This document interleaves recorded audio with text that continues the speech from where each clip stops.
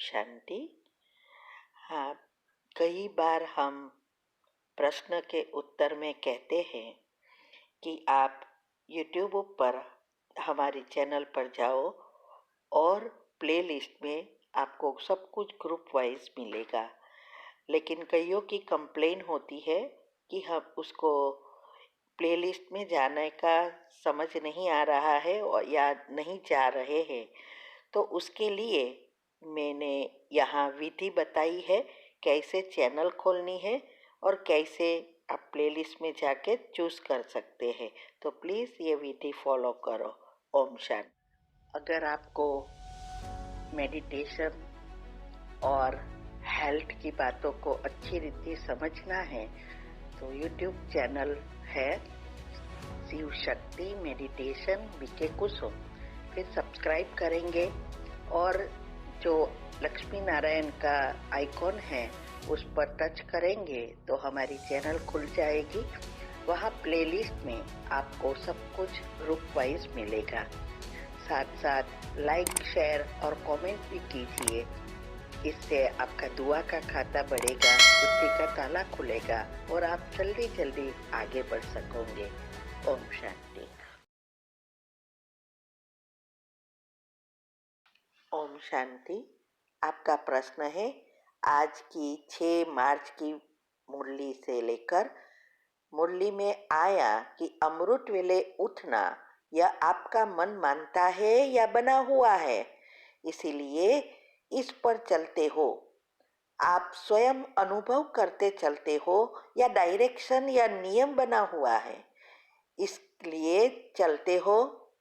आपका मन मानता है ना, तो जो मन मानता है वह मन में नहीं बनाया ना। कोई मजबूरी से तो नहीं चल रहे हो, करना ही पड़ेगा। सब मन को पसंद है ना, क्योंकि जो खुशी से किया जाता है उसमें बंधन नहीं लगता। उत्तर है, वैसे भी अव्यक्त मुरली हमेशा बहुत गुह्य राज से भरी होती है। लास्ट वीक भी देखो कितने राज थे। तो आज भी भगवान ने आके इतना सिंपल भाषा में हमें मन की जो सबकॉन्शियस माइंड के नियम, लॉ ऑफ अट्रैक्शन, सब कुछ कितनी सिंपल रीति से समझाया।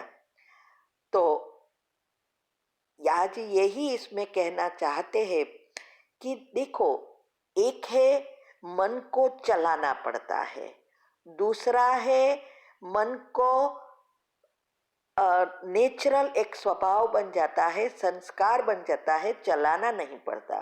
तीसरा है कोई धक्का मारे तभी चल सकते हैं। ऐसी अलग अलग अवस्था अनुसार हमारा पद तय होता है। तो इसीलिए आज कहा कि क्या कोई आपको चला रहा है या स्वयं चलते हो। तो कि फिर नियम बने हैं इसीलिए चलते हो। कई बार कहते हैं ना नेमिनाथ अनुसार, जैसे सुबह में उठना है तो उठ गए, लेकिन फिर नेगेटिव दूसरे व्यर्थ चलता रहे या झुटका खाते रहे, बैठे सही लेकिन योग तो लगा ही नहीं, या फिर सिर्फ पहली स्टेज में ही घूमते रहे, बीजरूप स्थिति तक पहुंचे ही नहीं। ये बहुत सारी बातें हैं। तो इसीलिए कहा कि अमृत वेले उठना और अच्छा योग लगना ये संस्कार बने हैं कि अभी तक प्रयत्न ही कर रहे हैं, क्योंकि समय नजदीक आ रहा है। अगर हमारे संस्कार नहीं बने हैं तो अंतिम समय में हम योग नहीं लगा सकेंगे। तो छोटी छोटी बातों पर हमें बहुत ध्यान देना है। इसीलिए कहा कि अगर आपका मन मानता नहीं है और मजबूरी से अगर चल रहे हो, क्या करे, अभी तो बाबा के बच्चे बन गए, ब्राह्मण बने तो ये करना ही पड़ेगा, अभी हम नहीं करेंगे या छोड़ देंगे तो दुनिया वाले कहेंगे क्या ऐसे भगवान मिले जो उसको छोड़ दिया, सर्विस हो जाएगी। तो हमें तो बस चलना पड़ता है, मजबूरी से करना पड़ता है। लेकिन अभी ब्राह्मण बने हैं तो करेंगे ही। तो ऐसी ऐसी बातों को, नेगेटिव संकल्पों को चलाने से हमारे संस्कार कभी नहीं बनते। इसीलिए कहा कि मन को ऐसी ट्रेनिंग दो जो वो नेचुरल एक संस्कार के रूप में करता रहे। तब हम पांचों इंद्रियों से डिटैच होकर आत्मा मालिक के हाथ में सब कुछ आ जाएगा। जब तक हम इंद्रियों को वश नहीं करते, ये जो 11 और 7 पत्ते का बिल्ली पत्र आध्यात्मिक रहस्य हमने यूट्यूब पर रखा है ना, जो ब्रह्मा बाबा ने एक झटको कर दिया, लेकिन हमें रोज करना पड़ता है। तो धीरे धीरे करेंगे तो वो ये अवस्था बन जाएगी। इसीलिए कोई भी चीज करो खुशी से करना है। और खुशी, ये जो भी बात आज बताई है दूसरे प्रश्न के उत्तर में मैं बताती हूँ कि ये न्यूरो के साथ, न्यूरॉन सेल्स जो है उनके साथ जुड़ा है। ये बहुत बहुत गुह्यता की बातें हैं।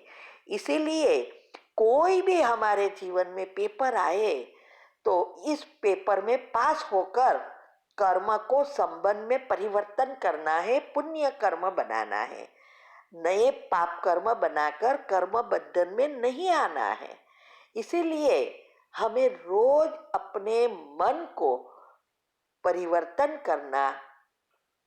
करने का पूरा पुरुषार्थ करना है। देखो, नेगेटिव को निकालने का पुरुषार्थ नहीं है, आप निकाल नहीं सकेंगे, लेकिन रोज ऊपर से पॉजिटिव भरना ये पुरुषार्थ है। ये बहुत सूक्ष्म बात है। तो मन का अगर सॉफ्टवेयर नहीं बदला तो जीवन और भाग्य का सॉफ्टवेयर नहीं बदल सकता। हमें चाहिए सुख, शांति, स्वस्थता, सब सुविधाएं। और हम जो भी संकल्प कर रहे हैं, हमारे मन में जो भी विचार चल रहे हैं, वो दुख अशांति के हैं। हाँ, और हमारे जीवन में वो दुख अशांति आ रही है। तो सबकॉन्शियस माइंड के नियम कि जो चाहिए वही सोचना है, संकल्प रूपी बीज को बोना है, तब कर्म बदलेंगे। माना कर्म का बीज आप अच्छा बोएंगे तब आपका भाग्य बदलेगा। तो इसके लिए मन को दिशा बतानी है, तब जीवन की दशा बदलेगी। दशामा का व्रत करने से दशा नहीं बदलती। दशामा का व्रत करो और फिर मन को तो बदलो ही नहीं, तो कभी भी हमारा ये भाग्य इस जीवन का या दूसरे जन्मों का नहीं बन सकता। यही है लक्ष्य। मन को लक्ष्य देना अभी उल्टा हो गया है। लक्ष्य अलग है, मन अलग सोच रहा है। तो ये बातों को कितनी सहजता से आज बताई है। ओम शांति। आपका प्रश्न है, आत्मा का अनादि स्वरूप ही राजा का है, मालिक है। यह तो पीछे परतंत्र बन गई है, लेकिन आदि और अनादि स्वरूप स्वतंत्र है। तो आदि और अनादि स्वरूप सहज याद आना चाहिए ना। स्वतंत्र हो या फिर थोड़ा थोड़ा परतंत्र हो, मन का भी बंधन नहीं। अगर मन का बंधन होगा तो यह बंधन और बंधन को ले आएगा, ये समझना है।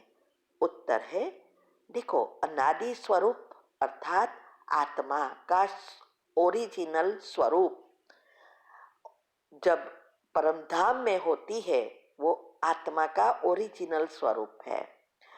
और फिर है आदि, माना सतयुग और त्रेता की अवस्था। तब भी हमारी आत्मा में शक्ति है, इसीलिए वो प्रकृति के दासी नहीं बनती। और प्रकृति भी सतो प्रधान है, तो मालिक के कहने पर काम करती है। जब आत्मा की शक्ति कम होती है, वे पहले तो समान होती है। जब त्रेता पूरा होता है तो दोनों 8-8% हो जाती है, प्रकृति और आत्मा। तो फिर धीरे धीरे धीरे आत्मा की शक्ति कम और प्रकृति उसके ऊपर हावी हो जाती है। इसीलिए कलयुग में दुख बढ़ता ही जाता है और सारा खेल ही है हमारे मन के ऊपर। इसीलिए कहा कि हमारे जो मन है वो चेक करना है, स्वतंत्र बना है या अभी तक परतंत्र है। अगर हमारा मन परतंत्र है तो हर एक परिस्थितियां हमारे ऊपर हावी हो जाएगी और हम और ही कर्म बंधन में बनते जाएंगे, पाप कर्म बढ़ाते ही जाएंगे। क्योंकि संकल्प एक स्विच है।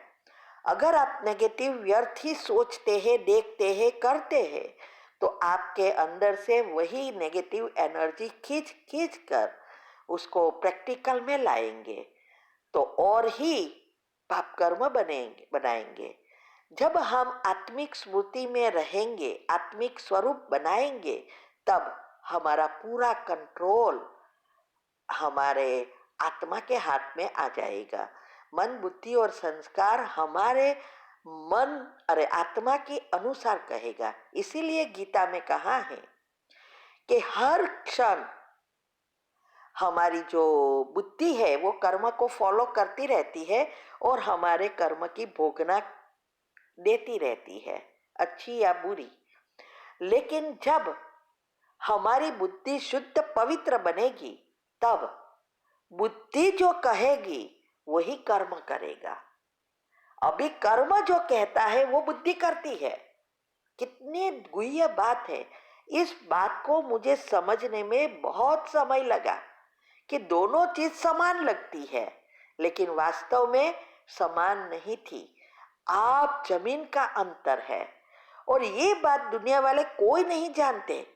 सिर्फ भगवान ने आके ये बात समझाने का प्रयत्न किया कि जब तक हम बुद्धि को शुद्ध पवित्र नहीं बनाते तब तक हम ये परिवर्तन नहीं कर सकते, हमारी आत्मा में शक्ति ही नहीं भरेगी और हम और ही पाप कर्म बनाते रहेंगे। इसीलिए ड्रामा का गुह्य गति ड्रामा का ज्ञान और कर्म की गुह्य गति समझाई और संकल्प और समय का महत्व समझाया और इजीली कैसे हम परिवर्तन कर सकते हैं हमारे भाग्य को, वो चाबी दे दी।